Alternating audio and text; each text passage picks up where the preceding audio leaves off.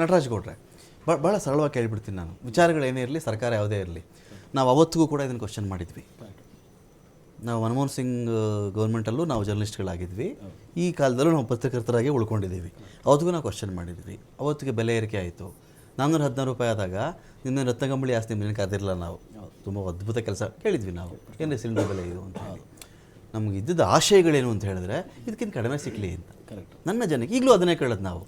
ನಮ್ಮ ತೆರಿಗೆ ನಮ್ಗೆ ಕೊಡಿ ಅಂತ ಹೇಳಿದ್ರೆ 5,000 ಎಷ್ಟು 5,485 ಕೋಟಿ ಏನೋ ಇದೆಯಲ್ಲ ಇಲ್ಲಿ, 495 ಕೋಟಿ ಇದೇನೋ ಬಂದರೆ ನಮ್ಗೆ ರಾಜ್ಯಕ್ಕೆ ಏನೋ ಒಳ್ಳೇದಾಗುತ್ತೆ. ಶಾಲೆಗೆ ಉದ್ಧಾರ ಮಾಡ್ತಾರೆ, ರೋಡ್ ಉದ್ಧಾರ ಮಾಡ್ತಾರೆ, ಏನಕ್ಕೂ ಒಂದು ಹೆಲ್ಪ್ ಆಗಲಿ ಬಿಡಿ, ಒಂದು ಮೆಡಿಸಿನ್ಗೆ ಹೆಲ್ಪ್ ಆಗಲಿ ಬಿಡಿ, ನನ್ನ ಕಾಳಜಿ ಇಷ್ಟೇ, ಯಾರೋ ಬಡ ಜನಗಳಿಗೆ ಅದು ಹೆಲ್ಪ್ ಆಗಲಿ ಅಂತ ಹೇಳಿ. ನೋಡಿ, ಅವತ್ತಿಗೂ ನಾವು ಇದೇ ಪ್ರಶ್ನೆ, ಏನಕ್ಕೂ ಒಂದು ಅಂಕಿ ಸಂಖ್ಯೆ ಸಮೇತ ಉತ್ತರ ಇಲ್ಲ. GDP ಮಾನದಂಡಗಳೇ ಚೇಂಜ್ ಆಗಿಬಿಡ್ತೀರಿ. ಆಫ್ಟರ್ 2014 GDPಗೆ ಅಲ್ಲಿವರೆಗೂ ಏನು ತರ್ಕ ಆಯ್ತು. ನಾನು ಸಣ್ಣ ಎಕ್ಸಾಂಪಲ್ ಹೇಳಬೇಕು ಅಂದರೆ 6 ಸಬ್ಜೆಕ್ಟ್ ಇರುತ್ತೆ ನಟರಾಜ್ ಗೌಡ್ರೆ, 6 ಸಬ್ಜೆಕ್ಟ್ ಇರುತ್ತೆ ನಿಮ್ಮದು. ನೀವು ಓದಬೇಕಾದ್ರೆ 6 ಸಬ್ಜೆಕ್ಟ್ ಇದ್ದಾಗ ಒಂದರಲ್ಲಿ 85, ಒಂದರಲ್ಲಿ 95, 98 ತೆಗೆದಿರ್ತೀರಿ. ಯಾವುದೋ 2 ಸಬ್ಜೆಕ್ಟಲ್ಲಿ 36, 40 ಬಂದುಬಿಟ್ಟಿರುತ್ತೆ. ಅದನ್ನು ಸೇರಿಸೇ ನಿಮ್ಮ ಪರ್ಸೆಂಟೇಜನ್ನು ಅಗ್ರಿಗೇಟ್ ಹೇಳ್ತಾರೆ, ಅದನ್ನು ಸೇರಿಸೇ ಹೇಳಬೇಕು. ನೀವು ಔಟ್ ಆಫ್ ಅದರಲ್ಲಿ ಒಂದು 75%, 78 ಇಲ್ಲ 70 ಬಂದು ನಿಂತ್ಕೋತೀರಿ. ಅದು GDP ಅಂತ. 2014 ದಾಟದ ಮೇಲೆ ಏನಾಗೋಯ್ತು ಗೊತ್ತಾ? ಈ ಸೋತಿದ್ರಲ್ಲ ನೀವು, ಕಮ್ಮಿ ಬಂದಿತ್ತಲ್ಲ ಮಾರ್ಕ್ಸು, ಆ ಸಬ್ಜೆಕ್ಟೇ ಬಿಟ್ಬಿಟ್ರು. 4 ಸಬ್ಜೆಕ್ಟ್ ಇತ್ತಲ್ಲ, 95, 92, 93, 94, ಅದನ್ನು ಮಾತ್ರ ತೋರಿಸ್ಬಿಟ್ಟು ನಾನು 95% ಬಂದಿದ್ದೀನಿ, 92% ಈ ಥರದ ಲೆಕ್ಕಾಚಾರನೇ ಚೇಂಜ್ ಆಗೋಯಿತು. ಕ್ರೈಟೀರಿಯಾಗಳು, ಟ್ರ್ಯಾಕ್ಟರ್ ಎಷ್ಟು ಸೇಲ್ ಆಯಿತು ಈ ದೇಶದಲ್ಲಿ, ಕಾರ್ ಎಷ್ಟು ಸೇಲ್ ಆಯಿತು, ಬೈಕ್ ಎಷ್ಟು ಸೇಲ್ ಆಯಿತು, ಎಷ್ಟು ಕನ್ಸಂಪ್ಷನ್ ಆಯಿತು, ಎಷ್ಟು ರೈತ ಎಷ್ಟು ಬೆಳೆದ, ಈ ಥರದ್ದು ಆರ್ಗನೈಸ್ಡ್ ಅನ್ಆರ್ಗನೈಸ್ಡು ಅದರಲ್ಲಿ ಕೆಲವು ಕ್ರೈಟೀರಿಯಾಗಳೇ ತೆಗೆದುಬಿಟ್ಟು GDPಗೆ ನಿಮ್ಮದೇ ವ್ಯಾಖ್ಯಾನ ಕೊಟ್ಟುಬಿಟ್ರಲ್ಲ. ಇದನ್ನು ಕೇಳಬಾರ್ದು, ಕೇಳಿದ್ರೆ ಇದು ಅಪರಾಧ ಆಗ್ಬಿಡುತ್ತಾ ಅಂತ. ಇಲ್ಲ, ಈ ಪರಿಸ್ಥಿತಿ ಆಗಿರ್ತಕ್ಕಂಥದ್ದು ಹಾಗೇನೆ. ನೀವು ಪ್ರಶ್ನೆ ಮಾಡಿದ್ರೆ ಅದು ಅಪರಾಧನೇ ಆಗಿದೆ. ನೀವು ಪ್ರಶ್ನೆ ಮಾಡಿದ್ರೆ ಪ್ರಶ್ನೆಗೆ ತಕ್ಕ ಉತ್ತರವನ್ನು ಏನಾದ್ರು ಅಂಕಿಅಂಶದ ಮುಖಾಂತರ ಕೊಟ್ಟರೆ ಕೇಳಿಸ್ಕೋಬಹುದು. ಅದು ಬಿಟ್ಬಿಟ್ಟು ನೀವು 2004 ರಿಂದ 2014 ಈ ರೀತಿಯಾಗಿತ್ತು, ಸರಿನಪ್ಪ, ಅಲ್ಲಿ ಏನಾಗಿತ್ತು ಮತ್ತೊಂದು ದಿವಸ ಚರ್ಚೆ ಮಾಡೋಣ, ಅದು ಬಿಟ್ಟೋಗೋದು ಬೇಡ. ಅದನ್ನು ಚರ್ಚೆ ಸಮಯ ತಗೊಂಡಿದ್ದೀವಿ, ಅದು ಚುನಾವಣೆಗೆ ಬಂತು, ನೀವು ಅಧಿಕಾರಕ್ಕೂ ಬಂದ್ರಿ, ಆ ಸಮಯದನ್ನ ಚರ್ಚೆ ಮಾಡಿ ಅಧಿಕಾರಕ್ಕೂ ಬಂದ್ರಿ. ಈಗ ಆಗ್ಬೇಕಾಗಿರೋದು ನೀವು ಅಧಿಕಾರದಲ್ಲಿರುವಂಥದ್ದು, ನೀವೇನು ಮಾಡಿದ್ರಿ ಅಂತ ನಾವು ಪ್ರಶ್ನೆ ಮಾಡಿದ್ರೆ, ಈಗ ಆರ್ಥಿಕತೆಯಲ್ಲೂ ಒಂದು ಎರಡನೇದು, ಈ ಉದ್ಯೋಗ ಸೃಷ್ಟಿನಲ್ಲಿ ನಾವು 2 ಕೋಟಿ ವಾರ್ಷಿಕವಾಗಿ ಉದ್ಯೋಗ ಸೃಷ್ಟಿ ಮಾಡ್ತೀವಿ ಅಂತ ಹೇಳಿದ್ರಲ್ಲ, ನೀವು ಎಷ್ಟು ಉದ್ಯೋಗ ಸೃಷ್ಟಿ ಮಾಡಿದಿರಿ ಹೇಳಿ, ಅಂಕಿಅಂಶ ಕೊಡಿ.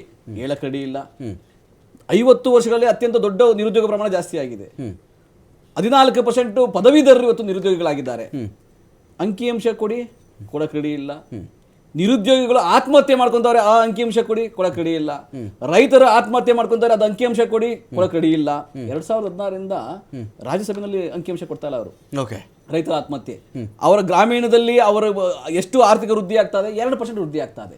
2% ಅವರ ಆರ್ಥಿಕ ವೃದ್ಧಿ ಆಗ್ತಾ ಇದ್ರೆ, ರೈತರದ್ದು ಆದಾಯ ವೃದ್ಧಿ ಆಗ್ತಾ ಇದ್ರೆ, ಅವ್ರು 50 ವರ್ಷ ಬೇಕು, ಅದಕ್ಕೆ 30 ವರ್ಷ ಬೇಕು ಅವ್ರಿಗೆ ಅದನ್ನ ಆದಾಯ ದ್ವಿಗುಣ ಆಗ್ಲಿಕ್ಕೆ. ಅವ್ರಿಗೆ ಅವ್ರಿಗೆ ತಲಾ ಆದಾಯ ಕಡಿಮೆ ಆಗಿ ತಲಾ ಸಾಲ ಜಾಸ್ತಿ ಆಗ್ತಾ ಇದೆ.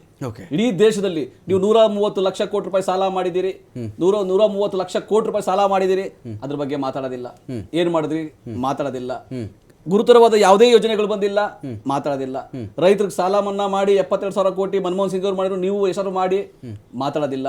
ಫರ್ಟಿಲೈಸರ್ ಮೇಲೆ ಸಬ್ಸಿಡಿ ಈಗ ಅಂತಾರಾಷ್ಟ್ರೀಯ ಮಟ್ಟದಲ್ಲಿ ಬೆಲೆ ಕಡಿಮೆ ಆದಾಗಲೂ ಕೂಡ ಅದನ್ನ ಪಾಸಾರ್ ಮಾಡ್ಬೇಕು ರೈತರಿಗೆ. ನೀವು ಅದನ್ನ ನಂಗೆ ಸಬ್ಸಿಡಿ ದುಡ್ಡು ಬಿಡ್ತು, ನಾನು ಸಬ್ಸಿಡಿ ಕೊಡಲ್ಲ ನಾನು ಅಂತಂದ್ರೆ ಅರ್ಥ ಏನು? ಸಬ್ಸಿಡಿ ಕೊಡಬೇಕು, ರೈತರಿಗೆ ಇನ್ನೂ ಫರ್ಟಿಲೈಸರ್ ಕಡಿಮೆ ಬೆಲೆ ಮಾಡಬೇಕು, ಅದು ನೀವು ಮಾಡಕ್ ರೆಡಿ ಇಲ್ಲ. ಇದು ಪಲಾಯನ ಅಂತಾರೆ ಇದಕ್ಕೆ. ಅಂಕಿಅಂಶ ಕೊಡದಲ್ಲೇ ನಾನೆಲ್ಲ ಮಾಡ್ಬಿಟ್ಟಿದ್ದೀನಿ, ನೀವು 50 ವರ್ಷ ಏನು ಮಾಡಿಲ್ಲ. ಇವತ್ತು ನೆಹರೂರವ್ರನ್ನ ನೀವು ಟೀಕೆ ಮಾಡ್ತೀರಿ, ಪಾರ್ಲಿಮೆಂಟ್ ಅಲ್ಲಿ ನಿಂತ್ಕೊಂಡು ಇವತ್ತು ನೆಹರು ಬಗ್ಗೆ ಚರ್ಚೆ ಮಾಡ್ತೀರಿ. ಎಲ್ರಿ ಉದ್ಯೋಗ ಸೃಷ್ಟಿ? ನೆಹರು ಅದ್ ಮಾಡಿದ್ರು. ಎಲ್ರಿ ನೀವು ಬ್ಲಾಕ್ ಮನಿ? ನೆಹರು ಇದು ಮಾಡಿದ್ರು. ಆಯ್ತು, ಮುಗೀತದು.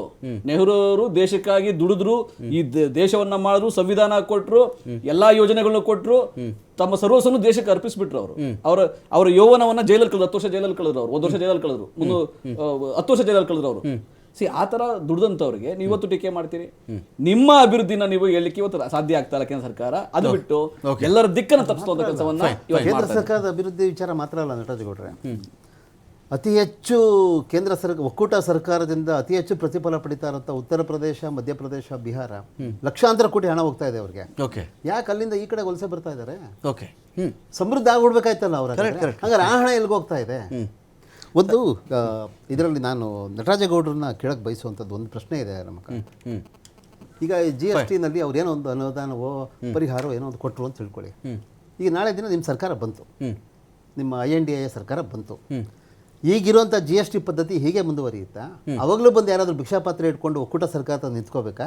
ನಿಮ್ಮ ಹತ್ರ ಬೇರೆ ಏನಾದರೂ ಯೋಚನೆಗಳಿದೆಯಾ? ಅಂದರೆ ರಾಜ್ಯ ಸ್ನೇಹಿ, ಘಟಕ ಸ್ನೇಹಿ ಆರ್ಥಿಕತೆಯನ್ನು, ತೆರಿಗೆ ಪದ್ಧತಿಯನ್ನು ಮಾರ್ಪಡಿಸುವಂಥ, ಪರಿಚಯಿಸುವಂಥ ಏನಾದರೂ ಒಂದು ಹೊಸದನ್ನು ನೀವು ಮಾತಾಡದೆ ಹೋದರೆ ಇದೇ ಪದ್ಧತಿನೇ ಮುಂದುವರಿಯುತ್ತೆ. ಕರೆಕ್ಟ್.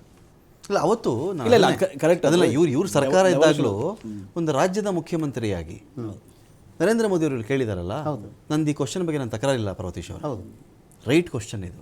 ನಾನು 60,000 ಕೋಟಿ ಕೊಡ್ತಾ ಇದ್ದೀನಿ, ನನ್ನ ಪಾಲ್ ನಾನು ಕೇಳೋಕ್ಕೆ ನಾನೇನು ಭಿಕ್ಷುಕನ ಅನ್ಕೊಂಡಿದ್ದೀನಿ ನಮ್ಮ ರಾಜ್ಯದವ್ರು ಕೇಳಿದಾರಲ್ಲ, ವಂಡರ್ಫುಲ್ ಕ್ವಶನ್ನು. ಆದರೆ ಇಲ್ಲಿ ಪ್ರಶ್ನೆ ಏನು ಬಂತು ಗೊತ್ತಾ? ಒಂದು ರಾಜ್ಯದ ಪರವಾಗಿ ಆ ಪ್ರತಿನಿಧಿ ಕೇಳೋದ್ರಲ್ಲಿ ಏನೂ ತಪ್ಪಿಲ್ಲ ಇಲ್ಲಿ. ಇವತ್ತಿಗೆ ಇದೆಲ್ಲವನ್ನು ಮರೆತುಬಿಟ್ಟು ಇನ್ನೊಂದು ರಾಜ್ಯದವ್ರು ಕೇಳಿದ ತಕ್ಷಣ ದೇಶದ್ರೋಹದ ಬಗ್ಗೆ ಅಪರಾಧ ತರ ಟ್ರೀಟ್ ಇದು ಸರಿಯಲ್ಲ.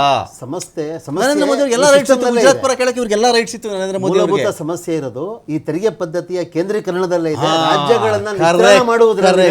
ಹಾಗಾದ್ರೆ ನೀವು ಬೇರೆ ಏನಾದರೂ ನೀವು ಅದಕ್ಕೊಂದು ಪರಿಹಾರ, ಇದಕ್ಕಿಂತ ಜಾರ್ಕೊಳ ಉತ್ತರ ಮಾಡಬೇಕಲ್ವಾ? ಪರದೇಶ್ ಅವರೇ, ಜಾರ್ಕೊಳ ಉತ್ತರ ಈ ಫಿನಾನ್ಸ್ ಕಮಿಷನ್ಗೂ ನಮಗೂ ಸಂಬಂಧನೇ ಇಲ್ಲ. ಸಂಬಂಧನೇ ಇಲ್ಲ ಅಂದ್ಬಿಟ್ಟು ಅಟಾನಮಸ್ ಬಾಡಿ ಅದು. ಅಲ್ಲ, ಸಂವಿಧಾನ ಮಾಡಿದವರು ಯಾರು? ಇದನ್ನ ಸಂಸತ್ತಿಗಿನ್ನ ದೊಡ್ಡದಾರದ ಇದು ತಿದ್ದಲಕ್ಕೆ ಆಗದೆ ಇರೋದ ಎರಡು ಸದನಗಳಿಗೆ ಹಾಕಿ ಅದನ್ನ. ಇದು ತಪ್ಪಾಗ್ತಿದೆ, ಇದು ರಾಜ್ಯಗಳಿಂದ ಭುಗಿಲೇಳ್ತಾ ಇದ್ದಾರೆ. ರಚನೆ ಮಾಡೋದೇ ಕೇಂದ್ರ ಸರ್ಕಾರ, ಅದಕ್ಕೆ ಅಧ್ಯಕ್ಷರು ಸದಸ್ಯರು ನೇಮಕ ಮಾಡೋದೇ ಪ್ರಧಾನಮಂತ್ರಿಗಳು. ವ್ಯವಸ್ಥೆಗೆ ಪೂರಕ ಆಗುವ ರೀತಿಯಲ್ಲಿ ಒಂದು ಒಳ್ಳೆ ಮಾತಾಡಿದಿರಿ. ರಾಜ್ಯದ ಆರ್ಥಿಕ ಸ್ವಾಯತ್ತತೆ ಕಳ್ಕೊಂಡ್ಬಿಟ್ಟಿದೀವಿ, ಅದನ್ನ ಮರಳಿ ಪಡ್ಕೊಳ್ಳೋ ತರ ಅಥವಾ ರಾಜ್ಯಕ್ಕೆ ಇನ್ನೂ ಅಧಿಕಾರ ಬರೋ ತರ. ಈ ಟ್ವೀಟ್ ಪ್ರಕಾರ ನಟರಾಜ್ ಗೌಡ್ರೆ ಇದ್ರಲ್ಲಿ ನಾನು ಮೋದಿ ಪರ ಮುಲಾಜೆ ಇಲ್ಲ. ಯಾಕೆ ಹೇಳಿ? ಅವತ್ತಿಗೆ ರಾಜ್ಯದ ಪರವಾಗಿ ಧ್ವನಿ ಎತ್ತಿದ್ದಾರೆ ಅವರು. ನಾನು 60,000 ಕೋಟಿ ಕೊಡ್ತಾ ಇದ್ದೀನಿ ರೀ, ನಾನು ಎಷ್ಟು ಕೇಳ್ಬೇಕು? ನಾನು ನಿಮ್ಮನ್ನ ತಪ್ಪಿಲ್ಲ ಇದರಲ್ಲಿ. ಸಿದ್ದರಾಮಯ್ಯ ಇವತ್ತು ಕೇಳ್ತಾ ಇದ್ದಾರಲ್ಲ, ಈ ರಾಜ್ಯದ ಪರ ಕೇಳ್ತಾ ಇದ್ದಾರೆ, ತಪ್ಪಿದೆಯಾ ಅದರಲ್ಲಿ?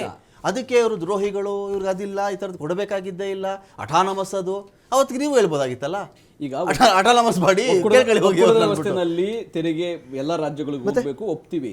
ಆದರೆ ನಮಗ್ ಬರ್ಬೇಕಾದ ಪಾಲು ಕಡಿಮೆ ಆಗಿ ನೀವು ಸಮವರ್ತ ಪಟ್ಟಿ ಅಂತ ಯಾವಾಗ ಹೇಳ್ತಿರ್ತೀವಿ ಅಲ್ವಾ? ಆಮೇಲೆ ಕೇಂದ್ರದ ಪ್ರಾಯೋಜಿತ ಪುರಸ್ಕೃತ ಯೋಜನೆಗಳಿಗೆ ನೀವು ಹಣ ಕೊಡದಲ್ಲೇ, ನಮಗೂ ತೆರಿಗೆಯನ್ನು ಕೊಡದಲ್ಲೇ, ವಿಶೇಷ ಅನುದಾನಗಳು ಕೊಡದಲ್ಲೇ, ಆಮೇಲೆ ಬರ ಬಂದಾಗ, ನೆರೆ ಬಂದಾಗ ಸಹಾಯ ಮಾಡದಲ್ಲೇ ನಾವು ಇಲ್ಲಿಂದ ತೆರಿಗೆ ತೆಗೆದುಕೊಂಡು ಹೋಗೋದು ಅಷ್ಟೇ ನಮ್ ಕೆಲಸ ಅಂತ ತಿಳ್ಕೊಂಡ್ಬಿಟ್ರೆ ರಾಜ್ಯಗಳಿಗೆ ಮಾಡೋ ಅನ್ಯಾಯ ಅವಾಗಲೇ ಪ್ರತಿರೋಧ ಬರೋದು. ಪ್ರತಿರೋಧನೂ ಬರುತ್ತೆ.